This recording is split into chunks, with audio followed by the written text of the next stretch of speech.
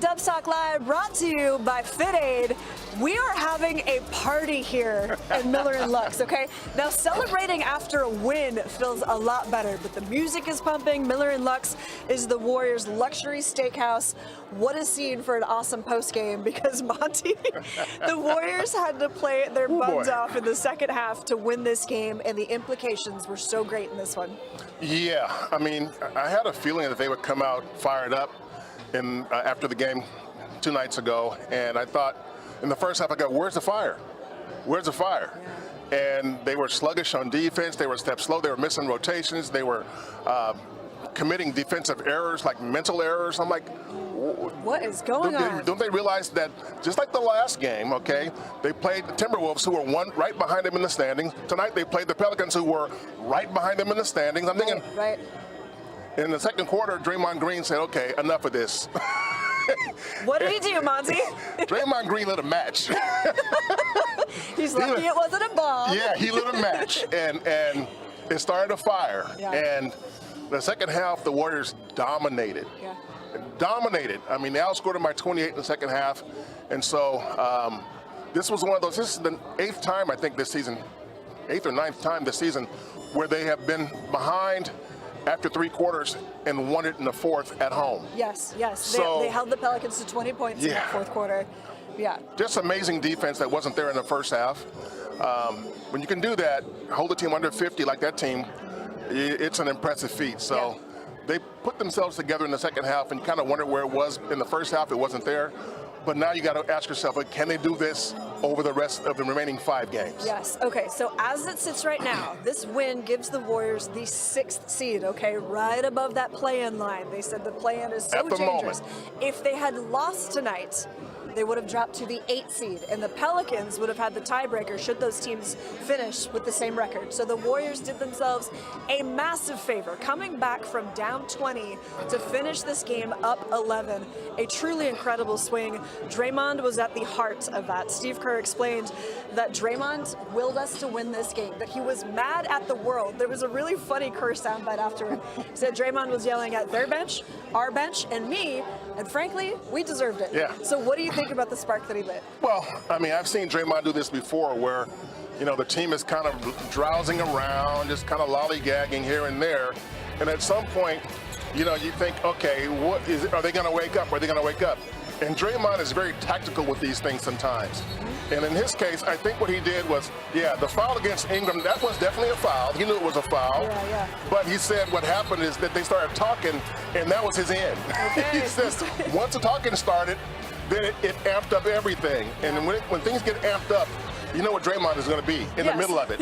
In the middle of it. The loudest part of that amp. So, I basically, was this tactical? Yeah, we've seen it before. So he did what he had to do to get his team the win, and that's why Steve and so appreciates this dude. I mean, people have wondered over the years, you know, why do the Warriors put up with Draymond? I've heard that. This is why. This is why. This is why. The 4 rings and nights like this. Yeah, there you go. So in that second quarter, a double technical for Draymond.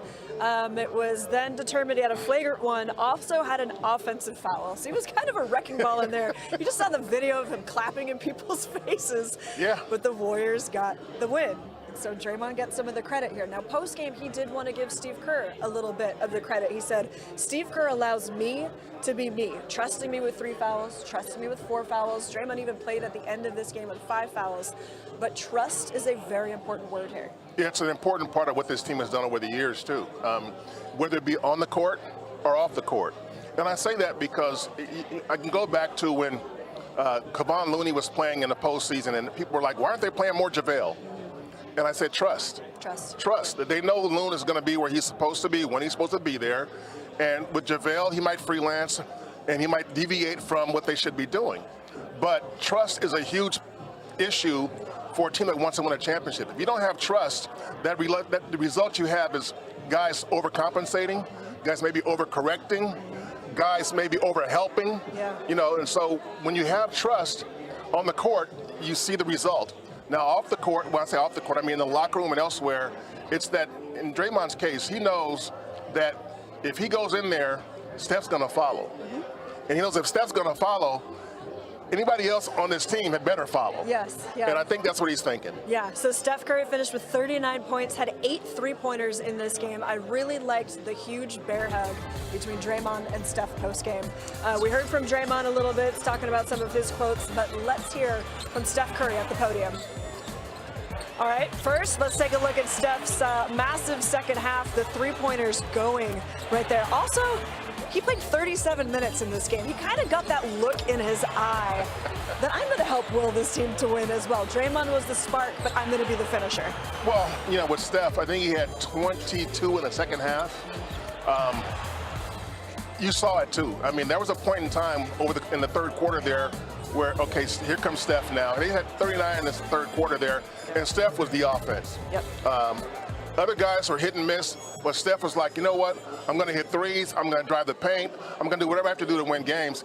Like you said, he hit 8 threes over the course of the game. We did so much damage in the second half when damage needed to be done. Then Jordan Poole got involved. Yeah. Now, Clay had a couple of big shots. So I think when Draymond goes, Steph goes, generally the team gets a good result. And tonight was one of the examples of that because I'm telling you, in that first half, we're like, what is going on here? Yeah. This could be the season right here. Yeah, it really could have been. Yeah. You know, if they lose this game back-to-back after the game against Minnesota. Yeah. And Draymond did say, after that last game, you know, there was some, they had to make up for that. Yeah. And I think the win tonight, you didn't make up for it because that last game would have put them in great position. But right now, they're in semi-good position. They're at 6 now. The Clippers play at Memphis tomorrow night. Okay. So if the Clippers lose, they fall back into a tie with the Warriors. I think the Clippers have no, they won the series. That was a tie. But anyway, if the Clippers lose tomorrow, that's a good thing for the Warriors. Of course. But as of right now, the Warriors are firmly in 6th place for at least the next 20-plus hours. Yeah, they're trying to control their destiny in the West. And I look at the relationship between Steph and Draymond. You could put Clay in there as well. These guys have played together for a long time. They're going to ride for each other. Now, let's hear from Steph Curry. Steph, when he does it as he did tonight, how can Draymond's antics just completely shift the energy for you guys and change the game? I mean, it just brings out that competitive fire that we have demonstrated for the decade now, and just understanding what it takes to will yourself out of a tough situation. I think I heard him say not a lot of people can talk when they're down 20, but it's built off of a belief and an understanding of, you know, who we are at our best, and, you know, that kind of just competitive will that we've had. You know, we've been in a lot of different situations over the course of these years, and for whatever reason, no matter how bad we've played, you know, and how inconsistent we've been, we can pull off a night like tonight. So he's well aware of that, and has a feel for, you know, when it was a little sleepy in the first half, he got us going. You kind of got in the middle of that too, yelling at somebody, and you had to get pulled out of there. How emotional were you getting, and was that part of you feeling that things need to get fired up a little bit? No, it's just, you know, obviously, you know, I'm not a big talker in the sense of getting in there, but you show your presence and get engaged on just the flow of the game at that point, and understanding what the task at hand was on the back end of all the trash talking and the fire. So I like to be in there and just feel that energy. Basketball is obviously a game of runs, Steph, but what do you think about the emotion tonight within those runs? Our crowd gave us a big boost, and we gave them something to cheer about. You know, start that third quarter, and you know, when you win a half, what was it, 74 to 26 or 46, like, you know, things have to kind of go your way with making shots, but we finally connected the game, because in the first half our defense was solid in the half court, but we gave up, I think, 20 fast break points. And then when we took care of the ball, we continued to play good defense, and we were just unstoppable. So gave our crowd and our home energy, you know, something to get engaged with, and ran away with it. we all know how big this game was going into it. Were you a little surprised that maybe the energy level wasn't there to start? What did you think was going on there in the first half? I think our energy, like from self-diagnosing, I think our energy was okay. It was deflating plays back, over and over and over again that kind of just took you out of, the driver's seat a little bit. And to your point, we know we needed this one. And when you start to, just give them extra possessions and be in a situation where you're losing control of the game, it's hard to really, understand what's going on in real time. I guess, like you asked Draymond, lit a fire, and then we were able to make the necessary adjustments and let our play speak for itself. So I think I said after the game, we have to play better if we're going to, beat anybody in the playoffs, but not a lot of teams can do what we did based on the confidence we have in ourselves to come back like we did tonight. Steph, I know that the team has much bigger goals that you're focused on and trying to finish out the season, but are you aware of how close you are to having a 50-40-90 season? Is that something on your radar and that you care about at all? It's always on my radar. Always. So, yeah. Okay. Steph, Draymond talked about Bob Myers, kind of giving him, kind of a keep it in line, keep your head in the game during that fifth foul. Talked about how when Bob talks, it's like Bible to him, and how important it is to have a GM like that. Does that kind of go to show what a difference maker Bob Myers is right there? It's just another example of it, yeah, because whether it's in front of 19,000 on the bench, or whether it's a phone call or a text or a conversation or whatever it is, there's a lot of trust in his perspective, and you don't see him come down that often. So it's not like something that's frequent. It's just timely, and again, that's something that Draymond responds to because he trusts, his point of view. And I don't know whatever he said in that moment, but it does go a long way, whether it's in the locker room, practice, off the court, outside the arena, whatever it is. We respond to what he says. And then even with playing with him. All right, great to hear Steph Curry talking about his teammate Draymond Green. And as I'm watching Steph, I'm just thinking he's earned his nickname Babyface Assassin. All right, so we will continue Dubs Talk Live, brought to you by Fit Aid from Miller and Lux, the luxury steakhouse here at Chaser. It's a restaurant, Monte? Yes, it Does is. food get served here? Because we just saw what was waiting in the wings, and we'll be right back. Yeah, buddy. Dubs Talk Live is presented by Fit Aid Clean Energy and Sports Recovery, the energy drink for athletes. Fit Aid Energy is naturally sweetened with only 15 calories, no sucralose, no aspartame, and no compromises.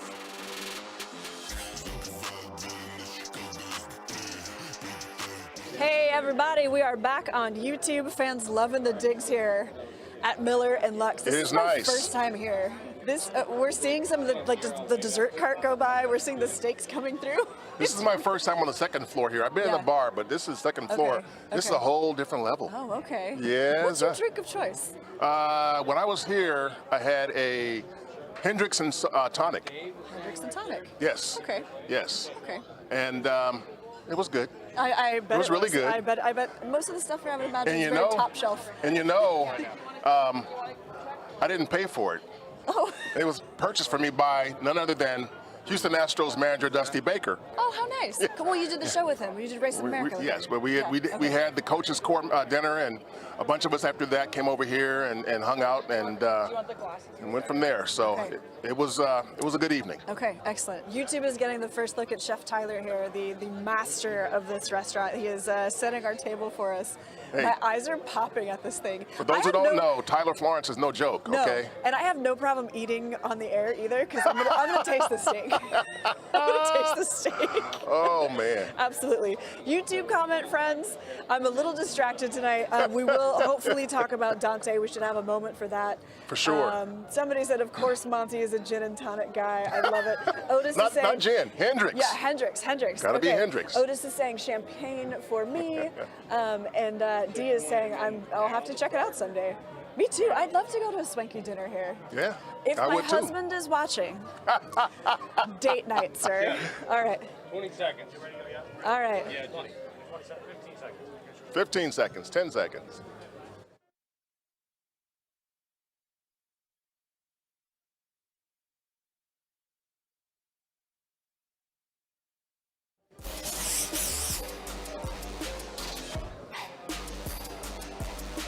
Hey everybody, we're back on Dubstock Live doing our show from Miller and Lux, and I gotta tell you, oh my goodness, Hi. this is Chef God, it Tyler smells Florence with the 46-ounce tomahawk ribeye. Sir. Oh, and that's not all. Beautiful, right? Oh, my. Yeah, so this is our 45-day dry age tomahawk, which is our signature cut here at the restaurant. And we are so thrilled to be here at the Chase Center. It's an amazing experience to come before or after the games, and it's so much fun to kind of relax and just have like a really kind of lovely experience and kind of celebrate the Warriors and celebrate San Francisco. So make sure everybody got a chance to check it out, and we were happy to kind of throw one of these on the broiler for you. So you got to check it out. So this is a domestic Black Angus Prime tomahawk.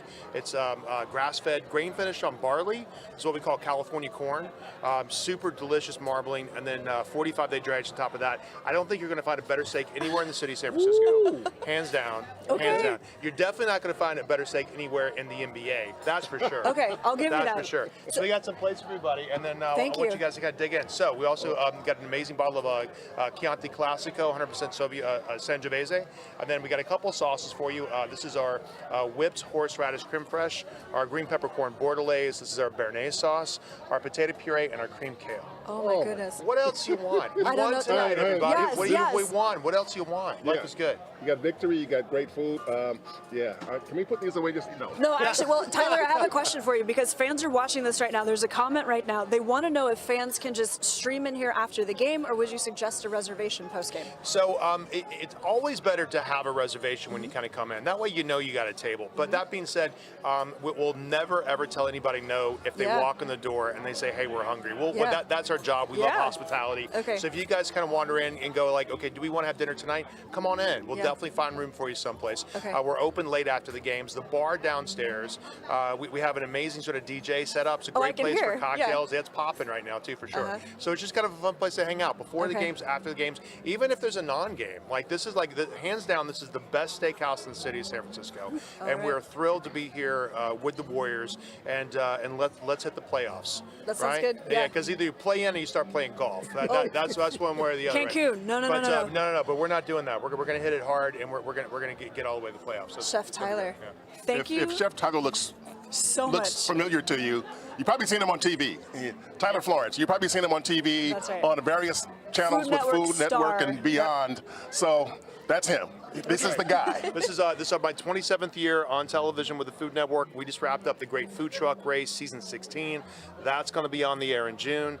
We just wrapped up my 17th cookbook called American Grill. That's going to be out in next April. And also, Miller and Lux is open at the Four Seasons in Vail, Colorado, and also at the Four Seasons Hualalai on the Big Island of Hawaii. So we have 3 Miller and Lux restaurants. This is the headquarters, and we are thrilled to be here in the city of San Francisco. Okay, Awesome. I can see why you have such a huge footprint. Awesome. Well, let me get you guys some dinner plates. You get right to it. So I want you to try this stuff on air. And guys, listen at home. When you see their eyes roll back in their head, that's when you know it's the good stuff. Okay? For sure.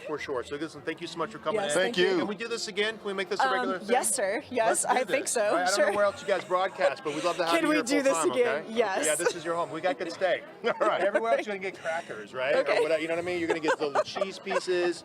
You might get some water. Here, you get a good steak and a glass glass of wine. There you I go. will. Cheers to that, Thank sir. you. Absolutely, Thank you. cheers.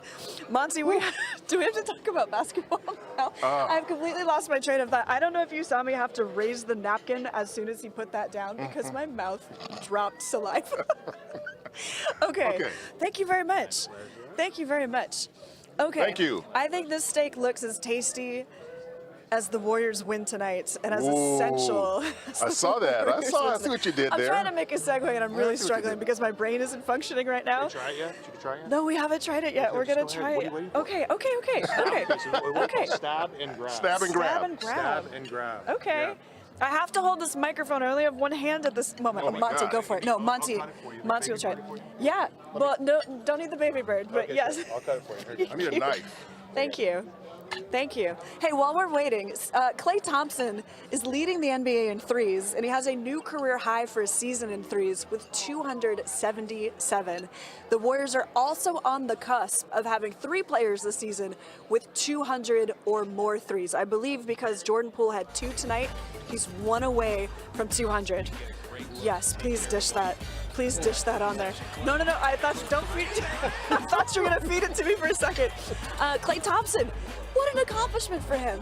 When you consider that he needed to rehab for 941 days, and now he's leading the NBA in threes, he'll be a pure shooter no matter what happens in his career. You watch Klay and you see how much work he's put into being what he is. Yes. He's a Hall of Famer. And when you look at the fact that he lost 2 years and came back this year and is leading the league in 3-point shots, I mean, it's pretty amazing accomplishment, but it's Klay, so you're not shocked. Yeah, and just a note, so 277 was the new record. He actually finished in this game with 278, so I shortchanged him 1. Sorry about that, Klay. I know we're going to bounce around a little bit. Can you let me know how much time we have left? But I also want to spotlight Donte DiVincenzo in this game. His hot start help the Warriors get going. Here, just chew and enjoy. But I believe our colleague Dalton Johnson noticed that Donte DiVincenzo only had 2 points on, I believe, 3 shots over the last 2 games. So Donte was feeling it a little bit, and he contributes in other ways, doesn't always have to shoot, but I think he realized that he wanted to come out and give the team a little bit more on the scoreboard. I thought Donte had a lot of energy, but I thought in the second half, when they came out, I thought he was the first guy whose energy you saw immediately. Yeah. You know, he came out there and he was going for steals. Yep. He was defending like a hellhound, and he was also putting up decent shots. So I thought the way Donte came out sort of illustrated the way the Warriors came out as a team. But Donte was the first guy I thought, oh my God, look at Donte, he's on fire. For sure, he came out right away with a layup and a 3-pointer, and he was a tone setter in this game. Absolutely. Yeah. Okay, we're gonna take a breath. I'm gonna take a bite. That's why we're gonna toss the commercial. Dubstock Live brought to you by Fit Aid. We'll be right back from Miller and Lux.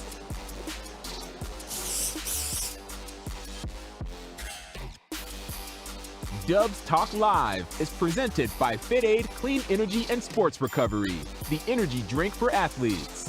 Fit Aid Energy is naturally sweetened with only 15 calories, no sucralose, no aspartame, and no compromises.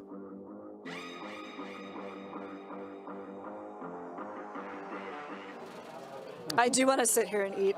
So it is a party in here. I'm sorry, I'm having a little trouble hearing. How much time will we have for the C block? 2:55. Okay. My friends on YouTube, this is the only time I'm going to do this all season, okay? I'm putting down the microphone. I'm going to ignore you for a moment because I want to have some bites of this. Thank you for your understanding. Thank you. Believe KB, if you were here, you would probably be doing the same thing because, man, I smelled it before I saw it, and I was like, oh my God, this is good.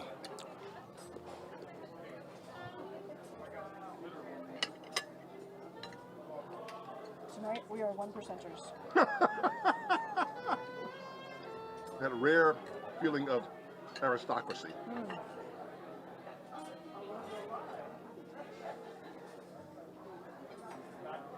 Oh my goodness. And what is this? What's this one? It's creamed kale. I think that's what he said. The mash is delicious. Hot.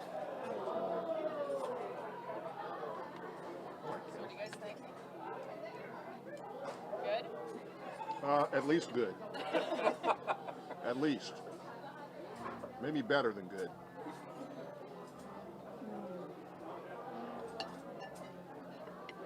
Monte, I got a great shot of you with Chef right next to you. Unfortunately, it's not necessarily the right size.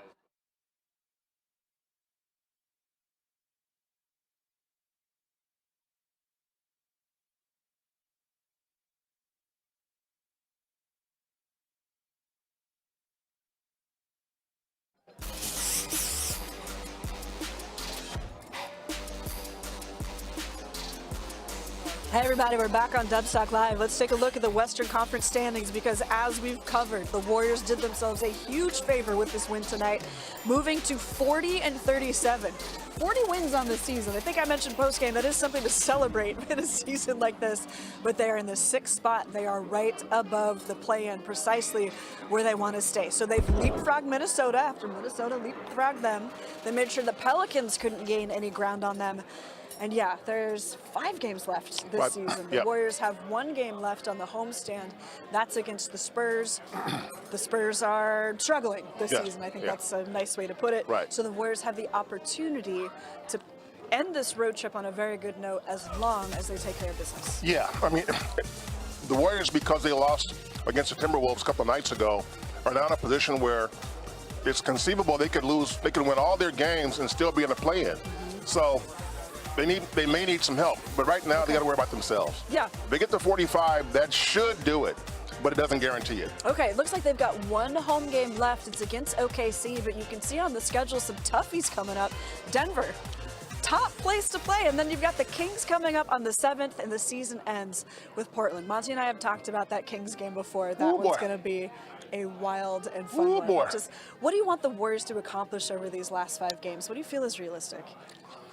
I think they can win all 5 of them, but they got to play like they did in the second half tonight. Okay. And I'm saying mostly defensively. Their road defense this year has been an issue, and they now have only 3 games to fix it. So, okay. Yeah, can it be done? Sure. Sure. But at this point, I'm at the stage where you have to show me you can do it. Yeah, okay. Because there's been too many instances, and it hasn't happened. So the last road trip didn't go out so well. They ended fine, but we'll see where it goes, but I just think that defense is going to be the key to wherever they go. Yeah, I'll be looking at that Denver game to say, okay, show me you can win on the road against a tough opponent, because I want to see you win on the road before you get to the playoffs. If the Warriors have had this streak where they've won at least 1 road game in every series for, I believe, the last 3 seasons, this season that's felt a lot dicier with their road win record. So I want to see it. That's a test game for me. And Denver, at this point, they want the #1 seed in the West. Yeah. They're not going to catch Milwaukee, but they have a chance to get the #1 seed in the West, and they're in position to do that. And if the Warriors lose, it helps them. So it's not a team that they're playing that doesn't have anything on going for themselves. It matters to both teams. All right. We will enjoy the rest of our meal at Miller and Lux. Thank you for joining us on Dubstock Live, brought to you by Fit Aid. We're having a party here. This feels like a win to celebrate. All right. See you next time, friends.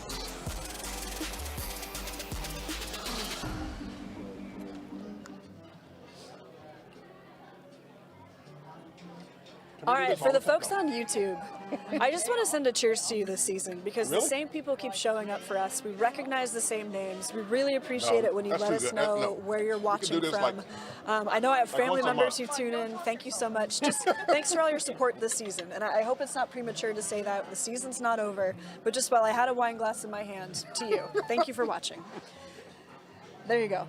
I think that's a good way to conclude, because I want to get to this meal. So thank you, everybody. We'll see you next time.